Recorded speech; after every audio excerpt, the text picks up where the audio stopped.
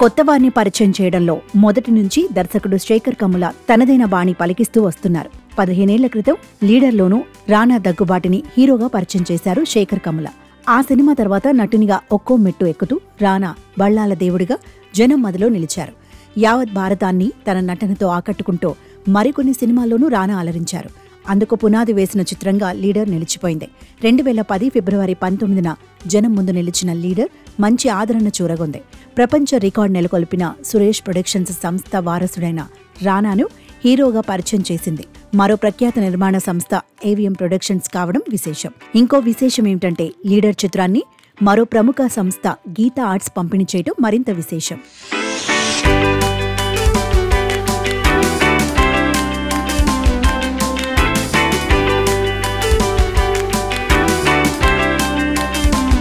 శేఖర్ కమ్ముల తెరకెక్కించే కథల్లో హృదయాలను అత్తుకునే సన్నివేశాలు తప్పనిసరిగా ఉంటాయి.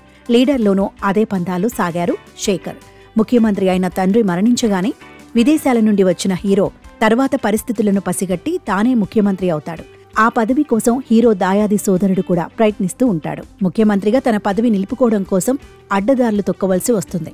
ఆ విషయాన్ని తన కన్నతల్లికి చెబుతాడు హీరో. తన కొడుకు ఓ లీడర్ కావాలని కోరుకున్నాను కానీ ఓ పొలిటీషియన్ కాకూడదని చెబుతుందామె. తల్లి మరణంతో పరివర్తన చెందిన హీరో నిజాయితీగా ఎన్నికల్లో నించుని జనం మదిని గెలుస్తాడు. ఇది లీడర్ కథ.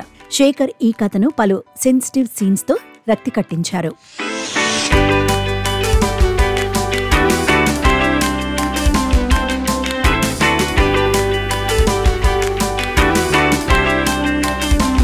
రిచా గంగోపాధ్యాయ్, ప్రియా ఆనంద్, హర్షవర్ధన్, భరణి, సుహాసిని, సుమన్, కోట శ్రీనివాసరావు, సుబ్బరాజు ముఖ్య పాత్రధారులు. ఈ చిత్రానికి మిక్కీ జే మేయర్ సంగీతం ఆకట్టుకునేలా సాగింది. ఇందులో శంకరంబాడి సుందరాచారి రాసిన విఖ్యాత గీతం మా తెలుగు తల్లికి మల్లెపూదండ పాటను సందర్భోచితంగా వినియోగించుకున్నారు. ఆ పాటను తొలిసారిగా గానం చేసిన నటి గాయని టంగుటూరి సూర్యకుమారి గాత్రాన్ని చిత్రంలో వినిపించడం విశేషం. అలాగే రాయప్రోలు సుబ్బారావు రాసిన శ్రీలు పొంగిన జీవగడ్డ పాటను కూడా సందర్భశుద్ధిగా కనిపిస్తుంది. ఇక ఇందులోని 4 పాటలను వేటూరి రాశారు. సినిమా విడుదలైన తర్వాత నటునిగా రానాకు మంచి మార్కులు లభించాయి. ఎందువల్ల లీడర్ ఆశించిన స్థాయిలో ఆకట్టుకోలేకపోయింది. కానీ ఇందులోని కథా కథనం ఇప్పటికీ ప్రేక్షకులను అలరిస్తూనే ఉంది. అందుకు నిదర్శనంగా బుల్లితెరపై లీడర్ ప్రసారమవుతూ ఉంటే నవతరం ప్రేక్షకులు ఆసక్తిగా చూస్తున్నారు. ఇదే కథాంశంతో తరువాతి రోజుల్లో మహేష్ బాబు హీరోగా భరత్ అను నేను రూపొందింది. ఆ సినిమా సూపర్ హిట్ గా నిలిచింది.